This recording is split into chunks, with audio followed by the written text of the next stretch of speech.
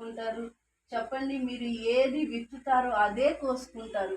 కాబట్టి దేవునికి ప్రార్థించే వారిగా ఉండి కొత్త సంవత్సరంలో అయినా కొన్ని ప్రామిస్లు చేసుకోండి, కొన్ని ప్రమాణాలు, కొన్ని మొక్కుబళ్ళు దేవుడి దగ్గర చేసుకొని కొత్త సంవత్సరంలోకి పాత జీవితాన్ని విడిచిపెట్టేసి కొత్తగా ప్రవేశించండి.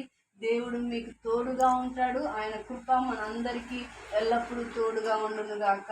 ఆమేన్. హల్లెలూయా. వాక్యాన్ని మీ జీవితాల్లో ఫలింపచేయును గాక.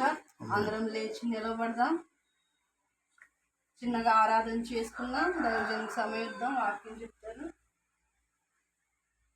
హల్లెలూయా. హల్లెలూయా. స్తోత్రం. సాతానుపై అధికారమిచ్చును శక్తి కలిగిన యేసు నామము.